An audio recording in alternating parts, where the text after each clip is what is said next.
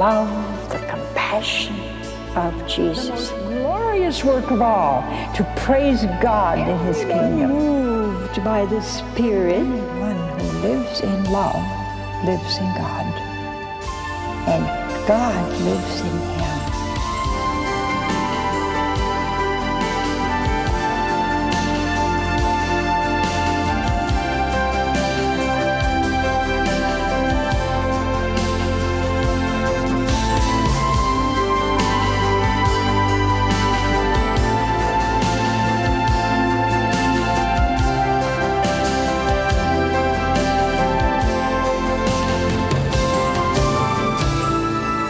We're going to talk about Jesus.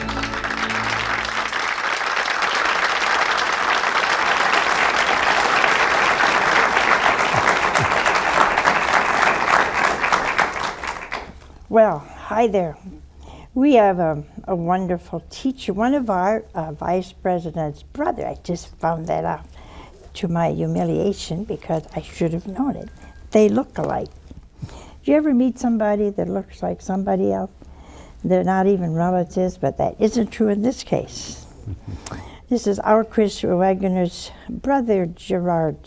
He's a professor at the University of Dallas, a scholar who has studied intensely the life of Thomas More, one of my favorite saints. And the reason I love him so much is that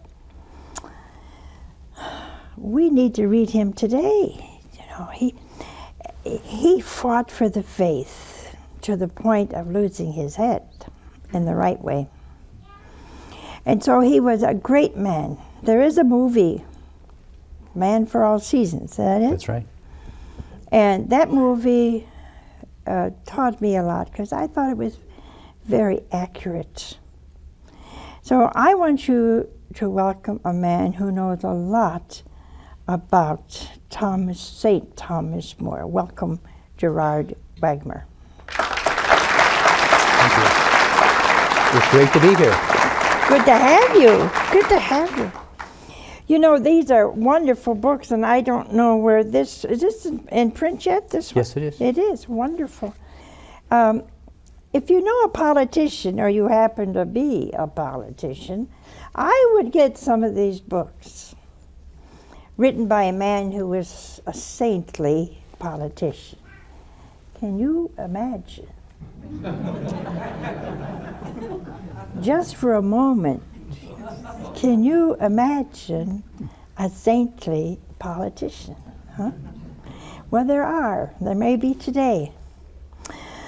But this one was. And all you politicians, if you know politicians, I'd buy one of these books. You might sell 580 of them. Send them to the whole Congress, you know, senators and representatives, especially those who voted for partial birth abortion. They may like to know how to be a statesman and become holy, and how far the government can go. So I want you to welcome him because I think he's going to tell us a lot. First of all, Gerard, who was Thomas More? Thomas More was the Lord Chancellor of England under Henry VIII. At the time when Christendom fell apart. Yeah. He was also a poet, the father of a large family. He was a scholar, and he was a man who trained himself for the position that he eventually had. But he was a commoner, was he not? He was. He worked his way up through hard work and good planning, and he eventually became the most sought-after lawyer in London. He became the negotiator for the London merchants abroad, and because he had such a high regard by the people, Henry eventually asked him to join his court. But he didn't join Henry's court right away. He waited till he was 41 years old because he knew Henry was a potential tyrant. And he also knew the demands of raising a family, and he didn't want to ignore his children when they were growing up. So he actually put off Henry's request to be in his court until he was sure that Henry might not be a tyrant, and until he was sure he himself, Thomas More, could handle the pressures of flatterers, money, bribery, and all the other things that are part of being in high positions. Not here it isn't. Those kind of people don't even come near this place, you know, they get the jeebies. What are some of the virtues he had? I think his most winning virtue was his good humor under any situation. In fact, good humor was not just temperamental in Thomas More. It's something he worked on his whole life because he had a very sharp wit. And people with sharp wits can actually hurt. It can be a sword instead of a scalpel to heal.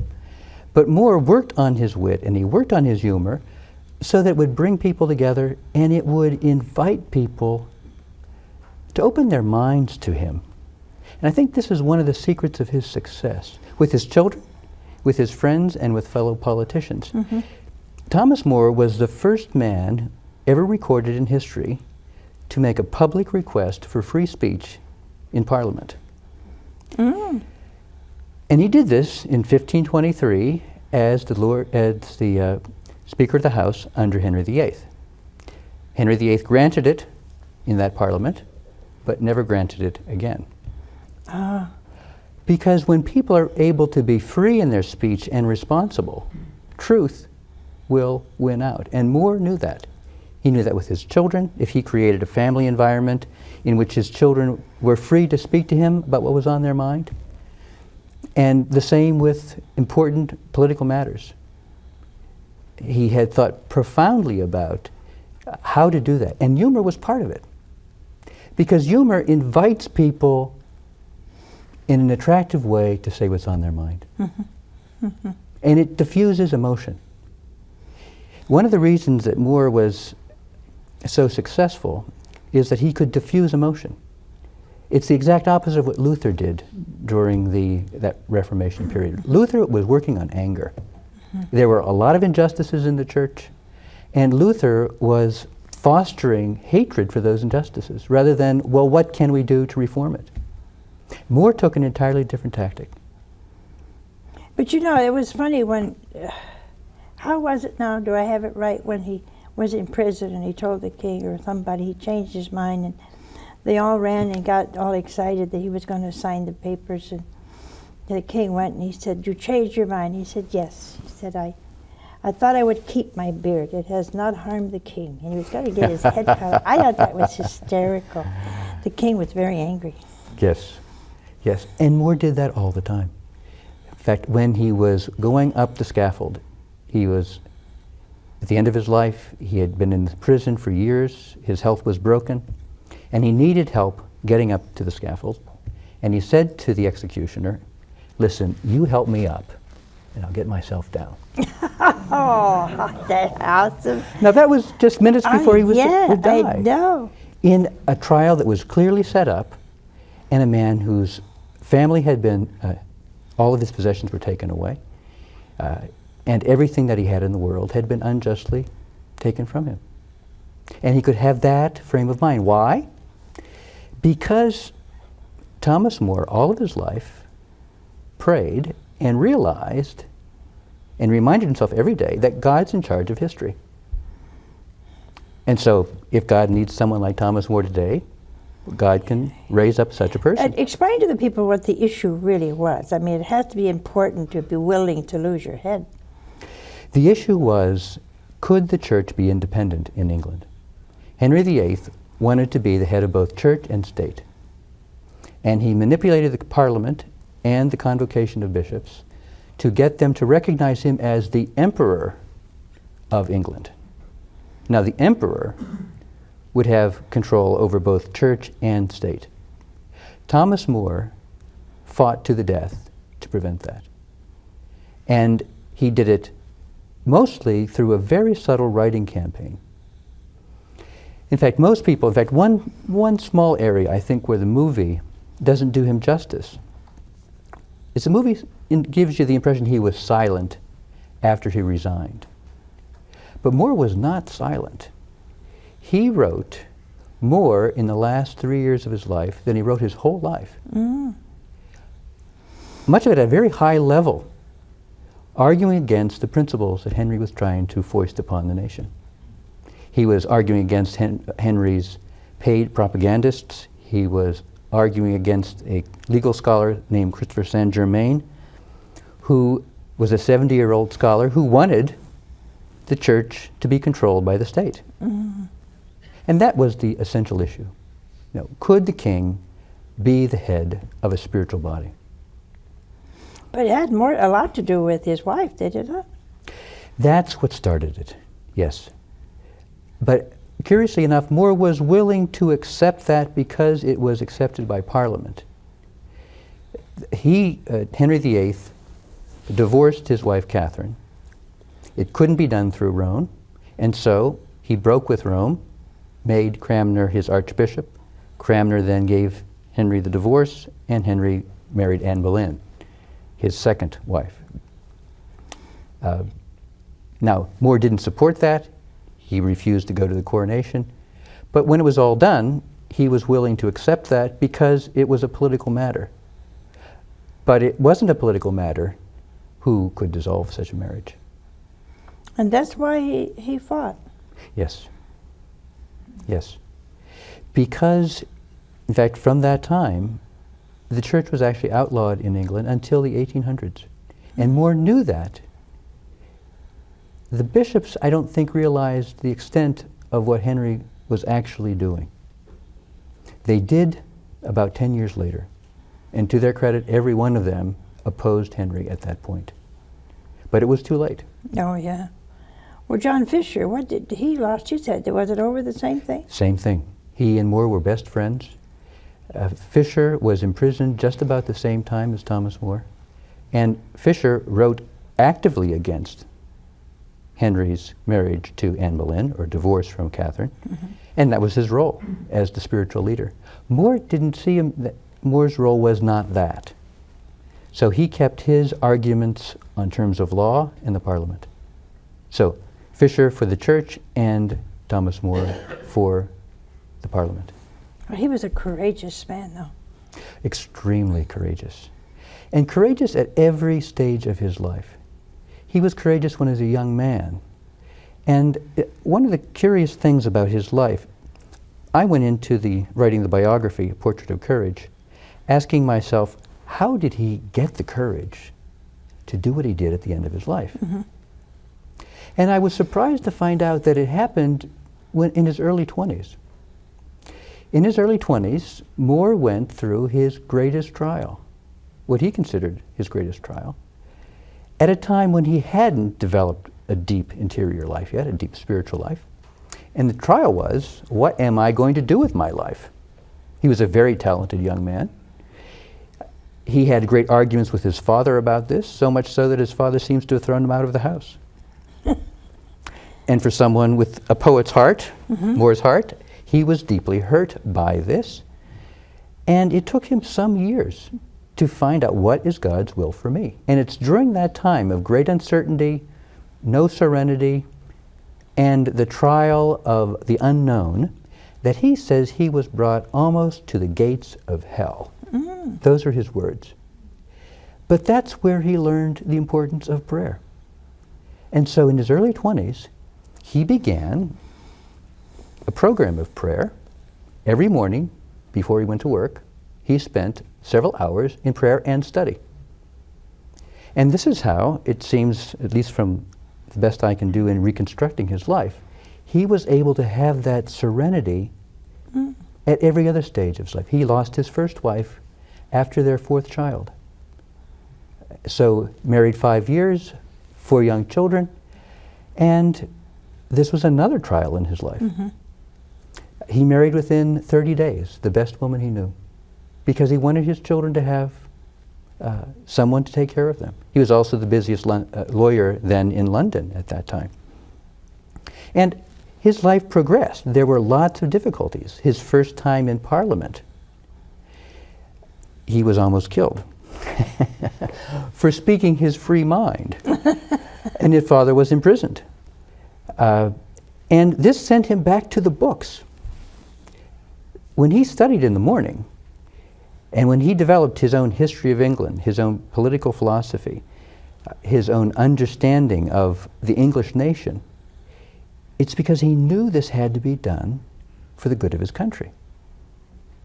So there were many ways, I think, that God was preparing him early on so that when this great confrontation came, he was prepared. But he educated his family, especially his daughter Margaret.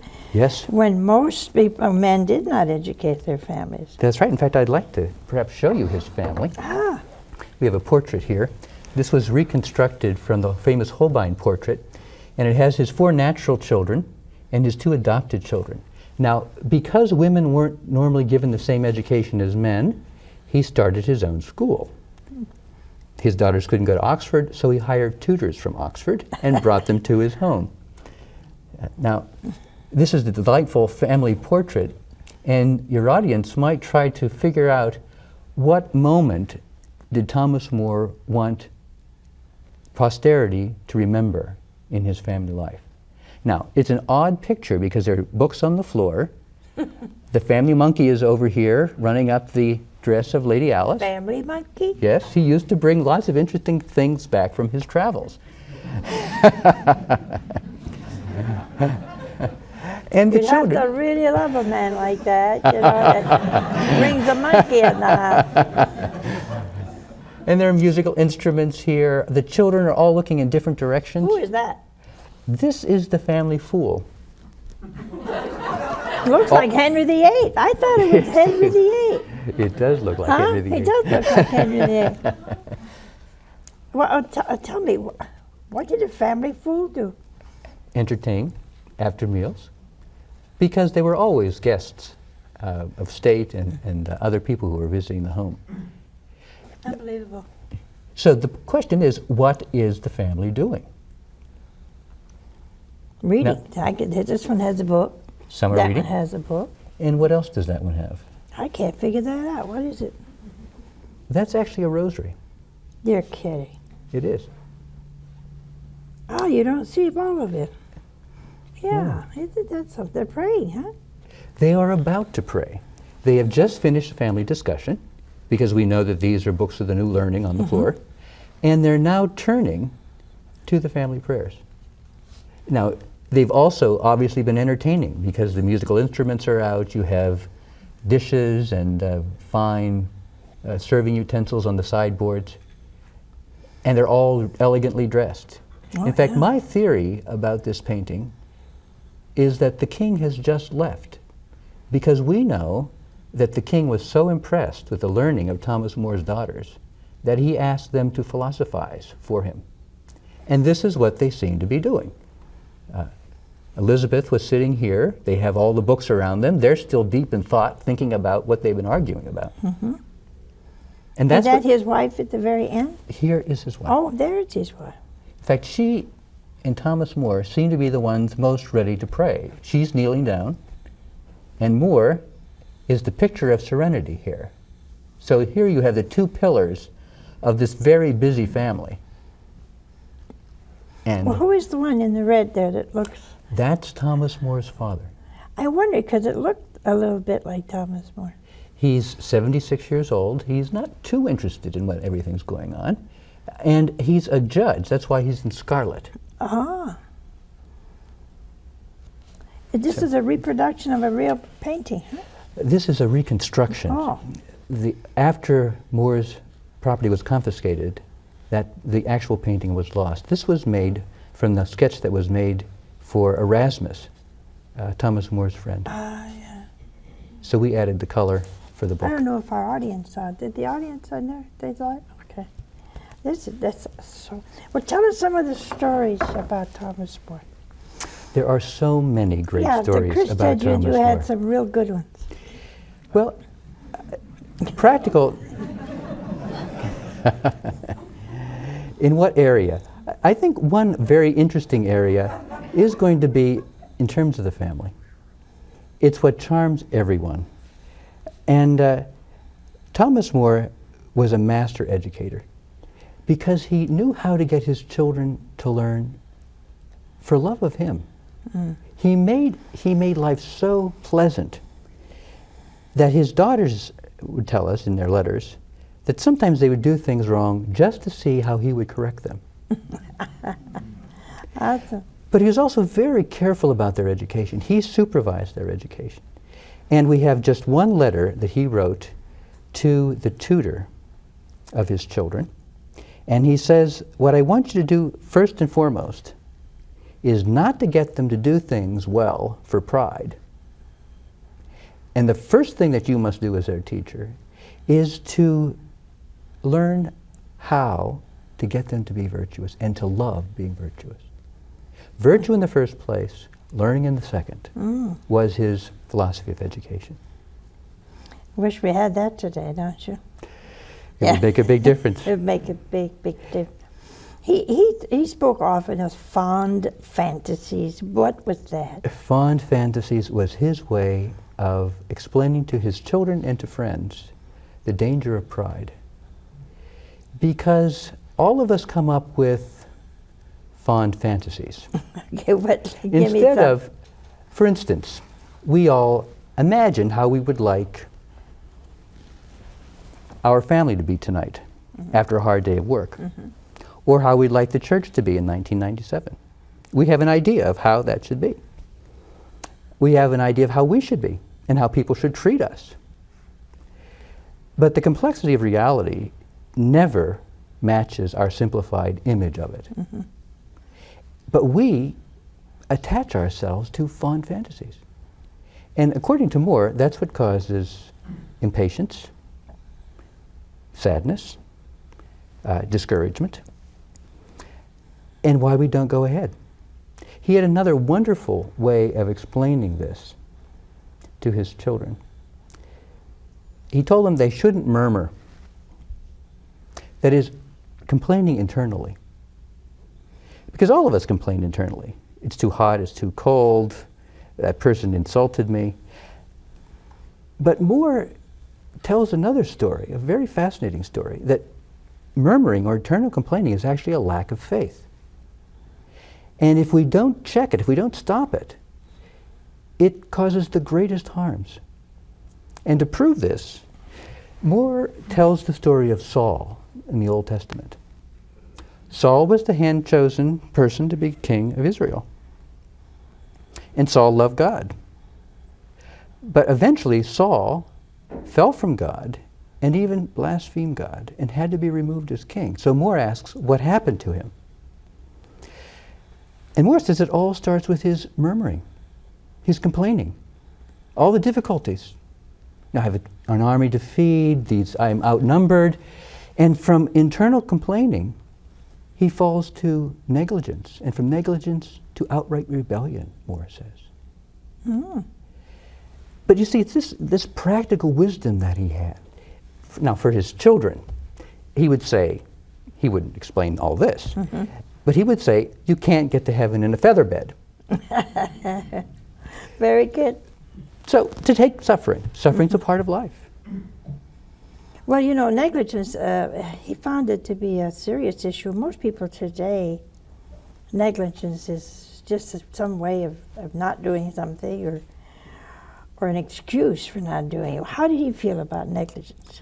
He saw negligence in the same category as murmuring, as internal complaints. Because if you don't take care of things when you can, the grace of the moment has left. Very true. That every moment has its own task. And this is where another interesting story, it's the first story that Thomas Moore wrote when he was a young man during this very difficult period. And it was partly a biography, and then the second part were his rules of spiritual combat. Very practical rules, by the way. But the first part is this fascinating story about probably the most famous humanist of the day, Pico della Mirandola, who was a descendant of Charlemagne, who was a man who was immensely wealthy, learned 7 languages to defend the church, all before he was 29 years old. And this story goes on saying all the great things he's accomplished. But at the end of the story, when he dies, he doesn't go to heaven. Now, this is hardly the kind of story you expect someone to write at the beginning of their book on spiritual combat. Did he say why he didn't get to heaven? 3 reasons. negligence. This man was talented, but he figured he had a long time to do what he had to do. He didn't think he'd die at 31. He was slow in responding to the graces God gave him. Mm-hmm. And thirdly, he was ungrateful. Now, it's curious because Thomas More could never be accused of any of those three things. He, to the best of his ability, did things when he could. For instance, when something went wrong in the home, we're told by Erasmus that he would fix it right away. Or if something came up with the children, he would look for an occasion to talk to them personally. Right away.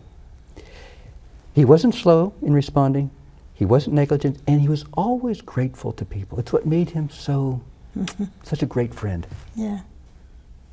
How awesome. He meditated a lot on the Passion. Do you think that was the reason he could be so strong in that terrible, terrible prison? He meditated on the Passion at least every Friday of every week of his life, and sometimes more. In fact, he says that the way to bear up under anything is to meditate on the Passion. And that's what this last book is about, the sadness of Christ. Mm-hmm. He takes the agony in the garden as the example of the worst trial that we can have. His friends have fallen asleep on him. Mm-hmm. He knows he's going to suffer. He knows everything that's going to happen in the Passion, and he sweats blood. Now, Moore, as a lawyer, starts the book by saying, why would Christ do that? After all, he says we should die bravely. Mm-hmm. We shouldn't be concerned about the body. Why would Christ allow himself to let his body react that way, rebel against him? And Moore says, so he could teach us how to act when our bodies and our mind and our will rebel against us. Mm-hmm. And he also asks why the apostles fall asleep. Why can't they stay awake? Because they want to. And 3 times Christ goes back and asks, well, what, can't you stay another hour with me? Can't you watch an hour with me? And Moore comments, they couldn't do it because they didn't have the habit of prayer developed yet. And Christ could, because, of course, he was in constant conversation with his Father. He must have had an awesome family that he could teach like that. Well, it must have been. I can see why his family was so brokenhearted. And they didn't understand why he was taking that stand. It was probably his hardest trial of his whole life. That's what I was wondering, especially Margaret and his wife. That's right. The children he raised, he educated himself, none of them understood. None of them agreed. One of the last dialogues, which they write together in the tower, is about why he won't come out. And she's trying to convince him to come out. And Thomas More starts this conversation by Mistress Eve. Mr. Eve. So you're trying to tempt your father. Uh-huh. And then it follows this very heart-to-heart conversation between daughter and father about why he can't. So there are many, many things that Moore has to tell us. And part of them are these great conversations that he has left to us. He's left dialogues, for instance, with a college student confused by all the events and the misbeliefs of the Reformation. Mm-hmm. And it shows how he turns that young man's mind back to the truth. Mm-hmm. He was a man of position, he was a man of chancellor, he was a man of great wealth. How did he manage to be so detached? That's a great question, and it goes to the heart of the man. Because he trained himself every day. In what way? He, for instance, getting up, limiting his hours of sleep. He limited his food. He ate what he needed, but he fasted also. When he went to these great state banquets, he would cut his wine with a little water. But it was a constant reminder that he had to train himself for the battle. For instance, under that beautiful portrait of Holbein with Thomas More, with his great chain of office and the fur collar, he's wearing a hair shirt. a reminder of how he is to identify himself with the poor. Think of in fact, this is another way that he taught his children detachment. From his rich home at Chelsea, he built a home for the poor, and he asked his children to care for it. When he was Lord Chancellor, he no longer could do it himself. But he helped the poor in person until he was Lord Chancellor. He knew what it meant to love. And he knew that that meant fighting himself. And unless we're detached from ourselves, our fond fantasies, our desire for comfort, our desire for praise, then we're never going to love. One of my personal favorites of Thomas More is a work that follows the life of Pico. And it follows his 12 rules of spiritual combat. And it's called The 12 Properties of a Lover.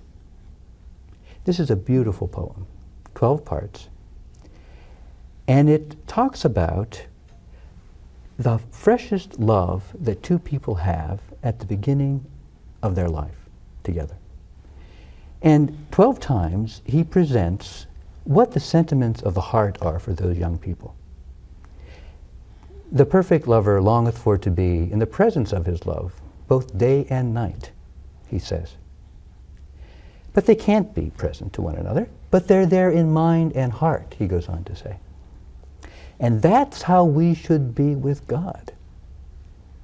I mean, this is the human side of Thomas More. He used the human aspects of his nature to help him be supernatural. And used the supernatural to help him be more human. Awesome. We need to know a lot more about Thomas More, and it would be good for you to buy these books, because today we need everything Thomas More was in his day. Loyalty to God first, courage, and he had a method of spirituality, an interior life, which we keep preaching constantly. Without that interior life, you're going to compromise, your faith is going to become very shaky in times of tragedy, in time when we get hard, in times like today when there's so much uncertainty. We kind of live in a fake, fake idea that everything is well. But down deep we know it's not well. Things are not well. And so we need the courage of Thomas More, but this man never forgot his interior life. And whether he was poor or rich, whether he was just a little simple lawyer struggling or Lord Chancellor, he kept it up, consistently kept his mind on the goal of sanctity. We need that today. Well, we're going to be back in just a minute for all your questions. Great.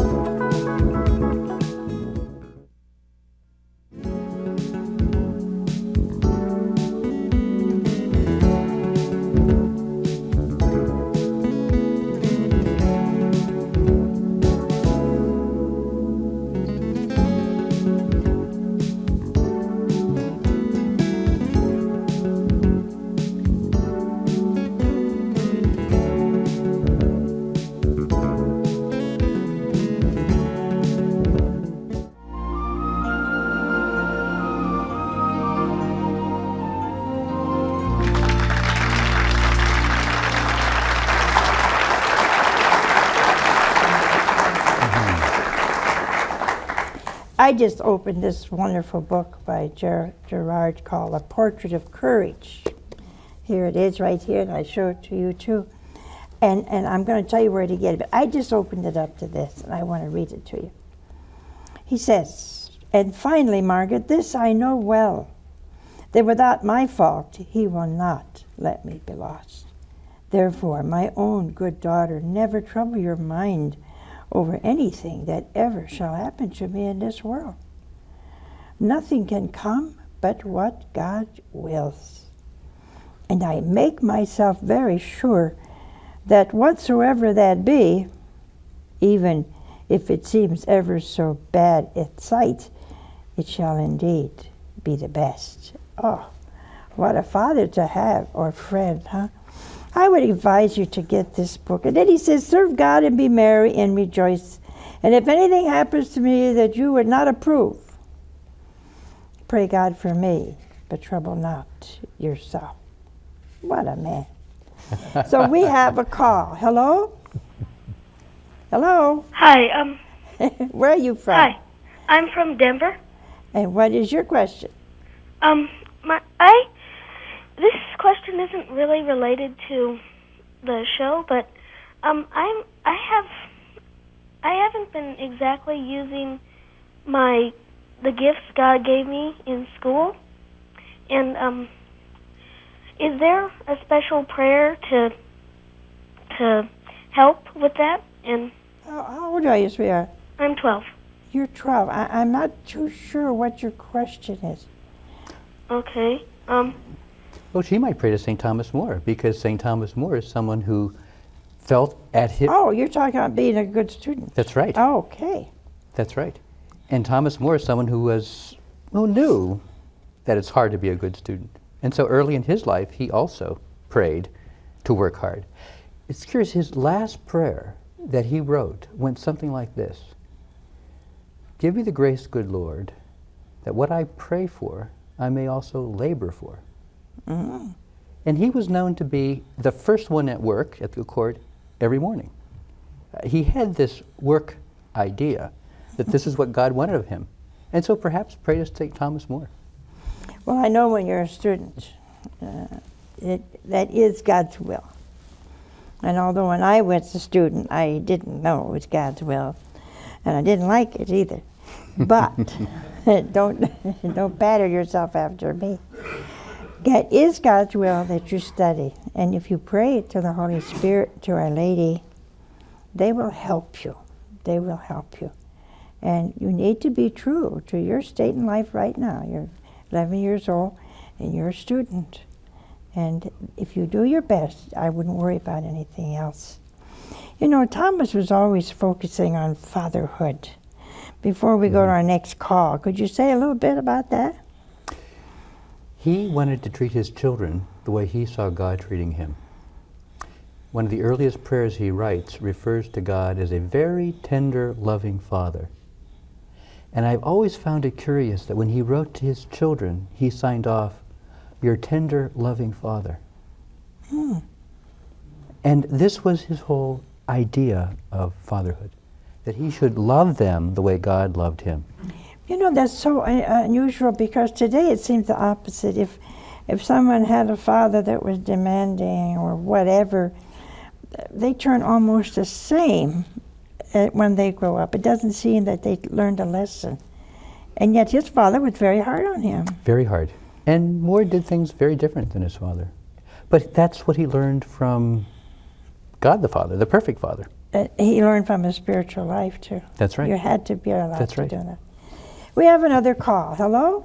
Hi, Mother. Hi, where are you from? I'm calling from the Chicago area. Uh-huh. What's your question? My question is, and I've often thought of this with regards to Thomas More, and how would he deal with the liturgical abuses that we have today? You know, we try so hard to move from place to place to attend a Mass where they're faithful, say, to the text and the rubrics and that kind of thing, but it's difficult. And I've also often wondered about Thomas More and, you know, what he would do. He handled everything so well. He would handle it with humor, good humor, and diplomacy. Diplomacy was one of his great skills, and he spent a lifetime developing it. Diplomacy is not easy because you need to know the principles and you also need to know what battles you can win. So, Yeah, I haven't learned that at all. I don't particularly want to either. And I never understood diplomacy. I never, and today I don't understand it either. To me, it's an art, but I won't tell you what I really think on TV. But it's an art of saying a lot and nobody understands what you just said. And you somehow walk away when everything is halfway solved because everybody's standing still wondering, what did he say? By the time you forget exactly what the whole question was, and they seem to cover everything with something else, you know, and the first thing you know, I never understood diplomacy. well, and see, To me, you that's- can tell it like it is, for goodness sakes, and get it over with. But I'm not a Thomas More. I guess I love the man, but I don't understand well, diplomacy. see, that's what I have learned the most from him. What, diplomacy? Is what good diplomacy is. Tell me, because I haven't found a good thing in the whole thing. Well, it may take a saint. I need somebody, because I haven't found anything good in diplomacy. I always leave something kind of flat and hanging. But I don't think he ever did that. No, but see, part of diplomacy is realizing that when people's emotions are aroused, they're not going to be reasonable. And so the true diplomat is going to approach people and situations in a way that will allow reason to come into the picture. If you get them angry, if they simply write you off as someone they are not going to listen to, what are your chances of changing them? Well, I think that's just being smart. If somebody's angry, walk away. You can't talk to them, and they're hot-headed. But there comes a time when you need to get to the issue. Well, and that's where what explains Thomas More the most is his friendly character, even when he's at the diplomatic table, even when he's negotiating. And that's an art. You've got to know the other person, you have to know the issues involved, and you have to also have a long-term perspective, which Thomas More had. He knew that the church would be outlawed in England for a long time.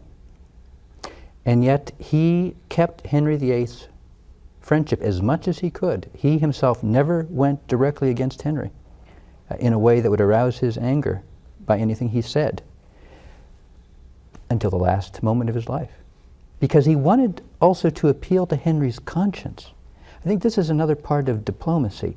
You want to engage the other person in thinking about the issue. So you've got to be ingenious in doing that. Well, how do I do that? But that's what any parent has to do with the child, it seems to me.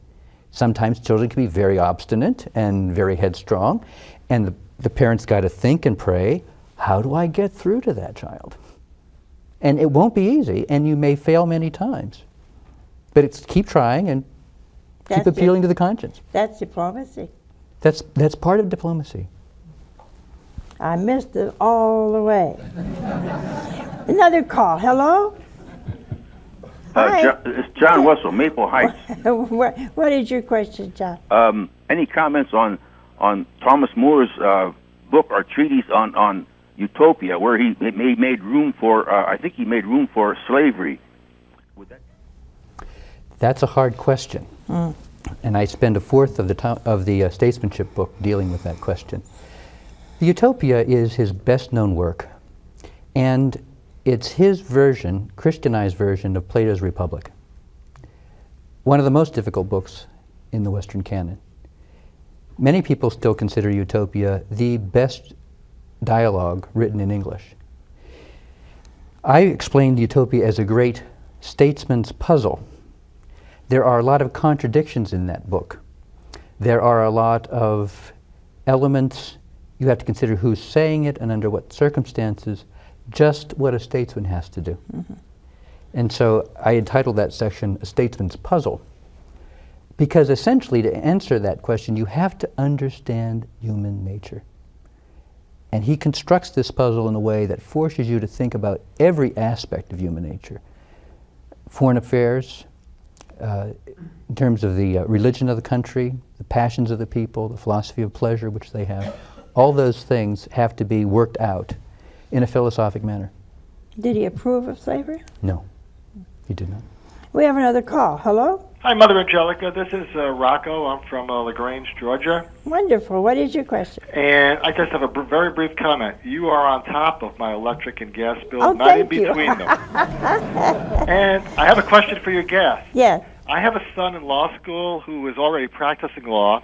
He is an extremely devout Catholic, and he's also, because of a great deal of debt that he's accumulated during law school, he's practicing cases, and he realizes this, which are in defense of many criminals, which are for crimes that are, definitely against the church in the sense of they're multiple convicted, criminals.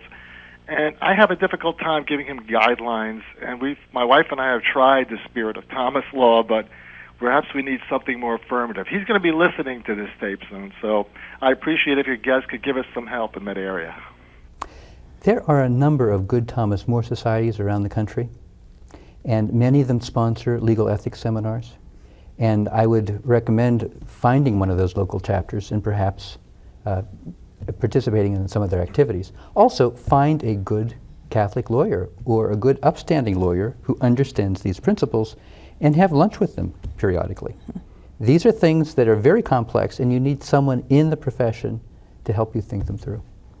I wish our lawyer, Bill Faltermeyer, was here, because he is such a wonderful Christian Catholic man. He's a deacon, but he lives a really holy life, and he's been in law for years and years and years. So I'm sure if you get in touch with one of the Catholic scholars, they will know some lawyers that are very, very close to the Lord, and they will know how to help him and how to train him. What about the book on the Passion?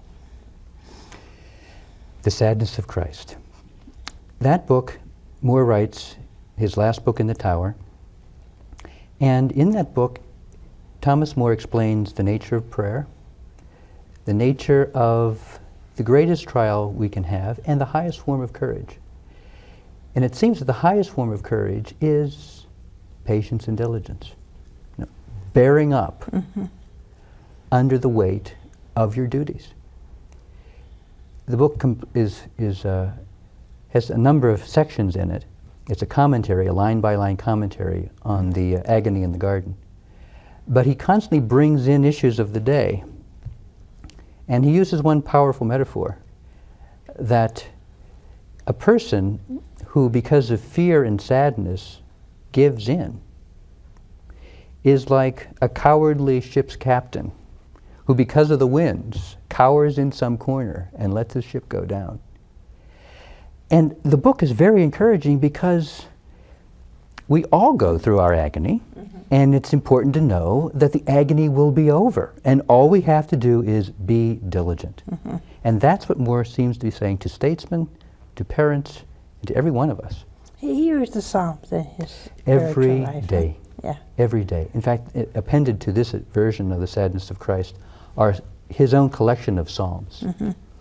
Because the Psalms are the basic prayer. You are my rock, complaining when things go wrong, and yet realizing God picks us up. Yeah. And also included in this is the one psalm he added to the Psalter. He added? He wrote one psalm, Thomas More, about a topic that the Psalms don't deal with, because it's the Old Testament. And it's a psalm on detachment. Oh, really? Yes. Give me the grace, good Lord, to set the world at naught. Is that the one he wrote on the side of a... That's right. He Yeah. writes it in the margins of his prayer book. Is it in the book? Yes. How wonderful. You know, he must have had a tremendous amount of inner peace, though. That kind of serenity that people that are very holy possess. That's what was so unsettling, I think, to Henry VIII. And to those lords closest to Thomas More. Now, the lords stood by Thomas More for a long time. Henry VIII 3 times went to the House of Lords and asked that More be imprisoned, and 3 times the Lords said no, because they were Thomas More's friend, and they admired him and how he handled things. But that serenity was what gave them confidence. They stood by him in the Parliament when Henry tried to manipulate them. But when he was taken out, and that's why More had to be killed, Henry knew that silent strength of Thomas More, that statesmanship of Thomas More, could not be ignored and was not being ignored. And that's why eventually, even though they had been friends, and even though Thomas More remained one of the most popular figures in England and in Europe, that Henry decided he had to go.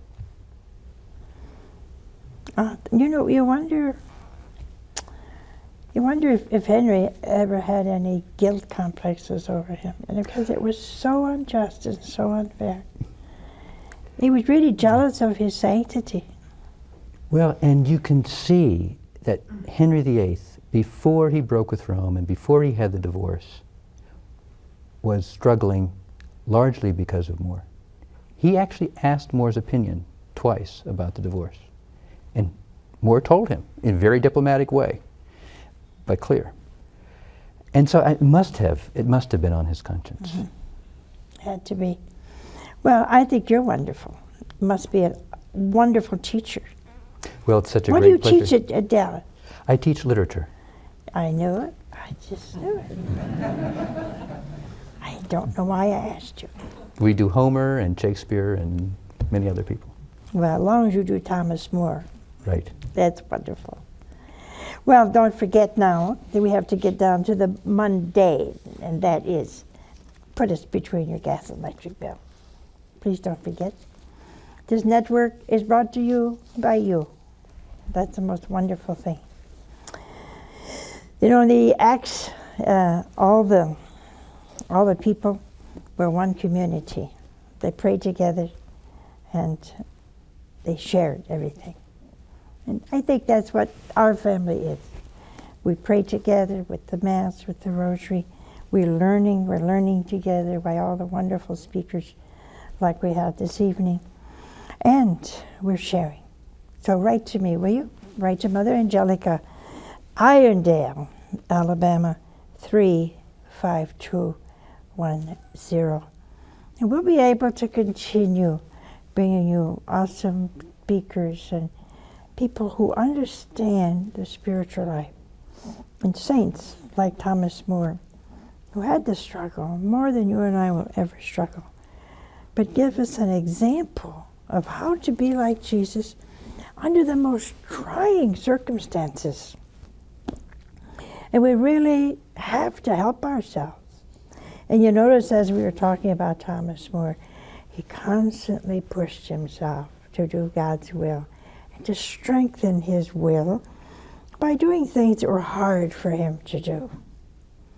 Denying himself little things, some food, some pleasures, wearing a hair shirt. I don't advise you to wear a hair shirt, but you know, sometimes your husband or wife is a hair shirt. I don't know how he thought of that. But anyway, we have different hair shirts today.